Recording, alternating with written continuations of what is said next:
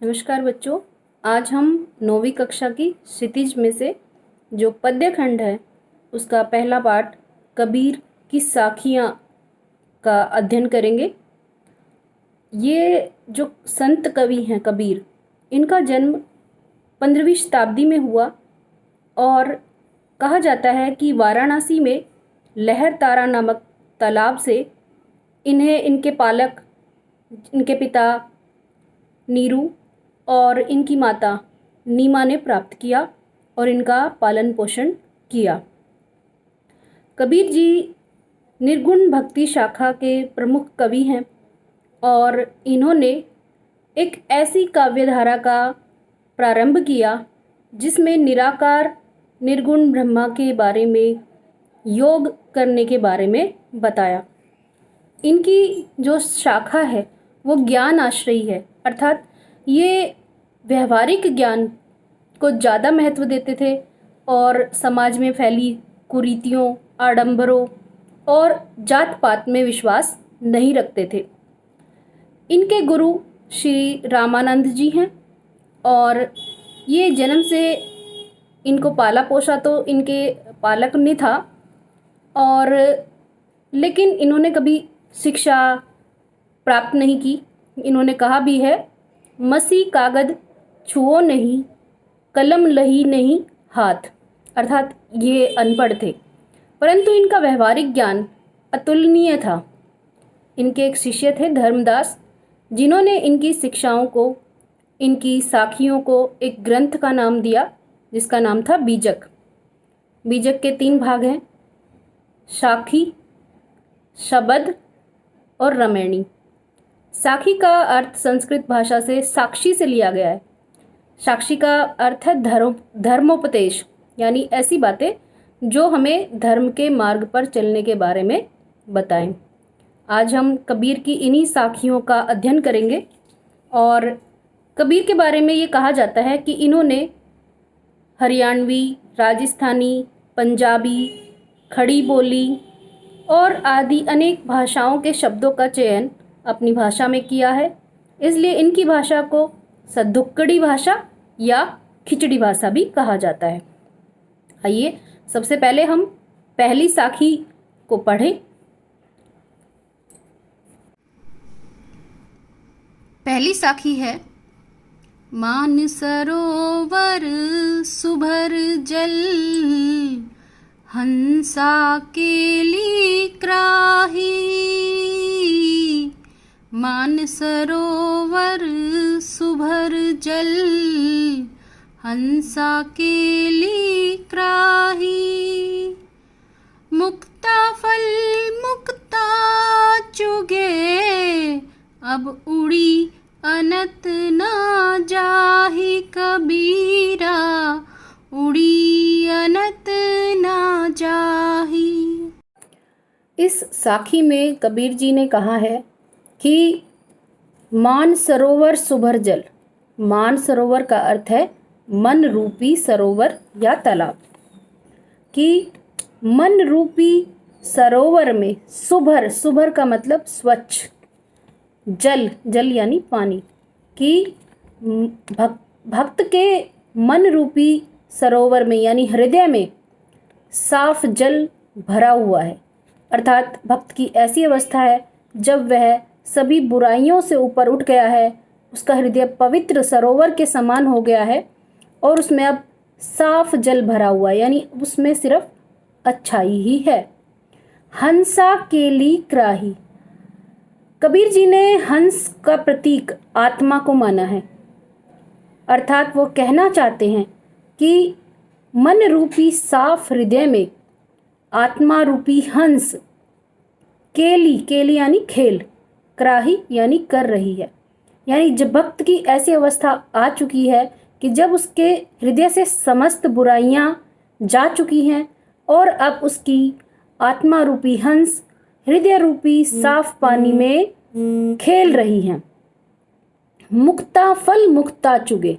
मुक्ता फल यानी ज्ञान के मोती।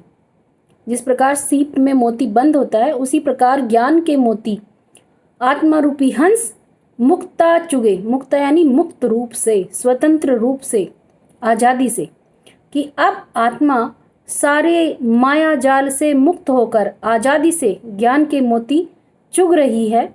अब उड़ी अनंत न जाही, और इस अवस्था से आत्मा रूपी हंस उड़कर, उड़ी यानी उड़कर, अनंत, अनंत यानी दूसरी जगह, अन्यत्र, न जाही, नहीं जाना चाहती। अर्थात कहने का आशय यह है कि जब भक्त की ऐसी अवस्था आ गई है कि उसके हृदय की सारी बुराइयां समाप्त हो गई है और उसका हृदय पवित्र सरोवर के जल से मानो भरा हुआ है, तब आत्मा रूपी हंस उसमें खेल रही है और मुक्त रूप से ज्ञान के मोती चुग रही है। और इस अवस्था से अब भक्त कहीं दूर नहीं जाना चाहता और मुक्त रूप से यहीं रहकर ज्ञान के मोती ही चुगना चाहता है। दूसरी जो इनकी साखी है वह है, प्रेमी ढूंढत मैं फिरो, प्रेमी मिले न कोई, प्रेमी ढूंढत मैं फिरूं, प्रेमी मिले न कोई, प्रेमी को प्रेमी मिले, सब विष अमृत होई कबीरा, सब विष अमृत होई। कबीर जी कह रहे हैं कि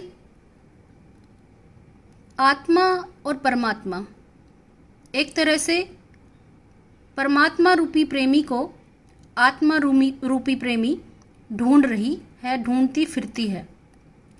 प्रेमी मिले ना कोई, लेकिन आत्मा रूपी प्रेमी को परमात्मा रूपी प्रेमी कहीं नहीं मिल रहे।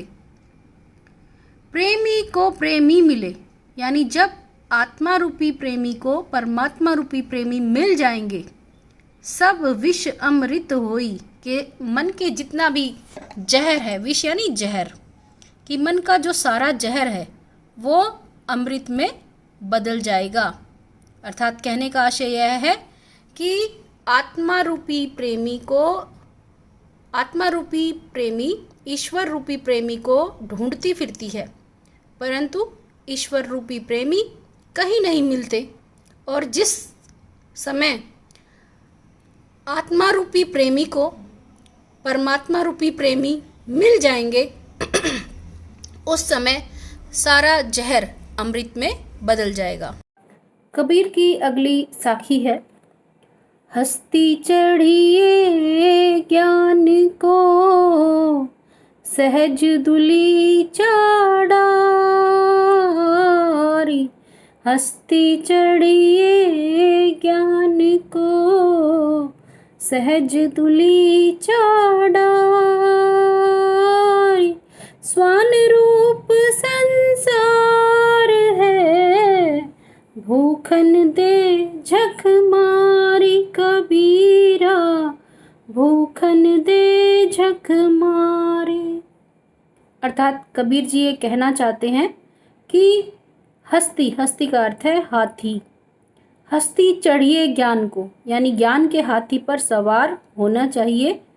सहज दुलीचा डारी, लेकिन कभी भी अभिमान नहीं करना चाहिए। सहजता का दुलीचा, दुलीचा यानी आप इसको कालीन कह सकते हो, कंबल कह सकते हो, चादर कह सकते हो, कि हमेशा ज्ञान के हाथी पर तो सवार हो, किंतु हमेशा विनम्रता अपने व्यवहार में लाकर रखनी चाहिए, यानी सहजता की चादर हमेशा ओढ़नी चाहिए।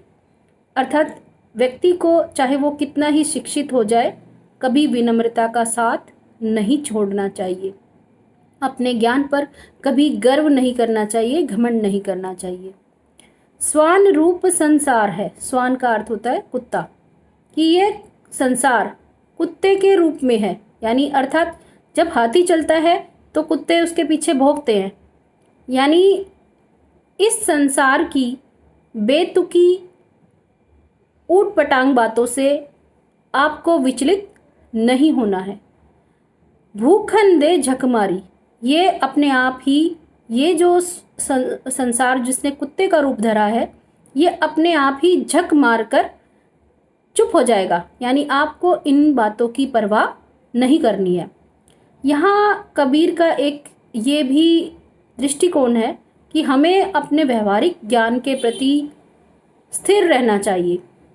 किसी दूसरे की बातों या मंतव्य से अपने मन के मार्ग को नहीं बदलना चाहिए और एक ईश्वर में हमेशा विश्वास रखना चाहिए।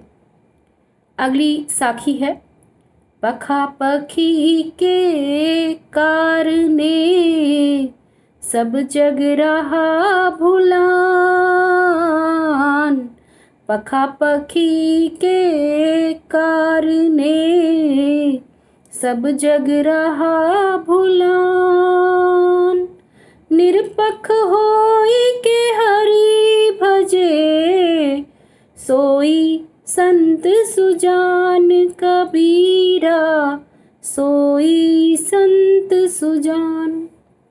कबीर जी ये कहते हैं, पखा पखी के कारणे, पखा पखी यानी पक्ष विपक्ष, यानी ये मेरे पक्ष का है, ये मेरे विपक्ष का है, इसके कारण सब जग रहा भुलान। भुलान का अर्थ होता है भटकना, कि आज आप अपने आसपास भी देख सकते हैं कि हमारा समाज अनेक धर्म जाति पाति में बटा हुआ है और सब अपने पक्ष और दूसरे के विपक्ष को उनका अवहेलना करते हैं और इस कारण हमारा समाज भटक गया है।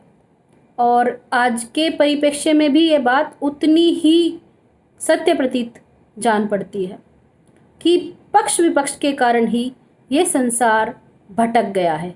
पखा पखी के कारण सब जग रहा भुलान। निरपख होई के हरि भजे। निरपख का अर्थ है निष्पक्ष, यानी किसी के भी पक्ष में ना पड़ना।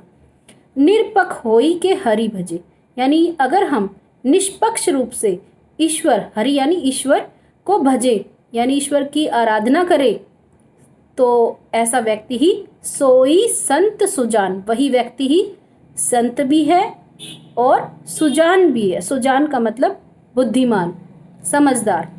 तो कबीर जी ये कहते हैं कि पक्ष विपक्ष के कारण ये सारा जगत भटक गया है, उन्हें ज्ञान नहीं है। जो व्यक्ति निष्पक्ष होकर ईश्वर का भजन करता है वही व्यक्ति सच्चा भी है, संत भी है और सुजान भी है। आज इन साखियों के अर्थ को मुझे विश्वास है कि आपको समझ आ गया होगा। अपनी प्रतिक्रियाएं मुझे अवश्य दें।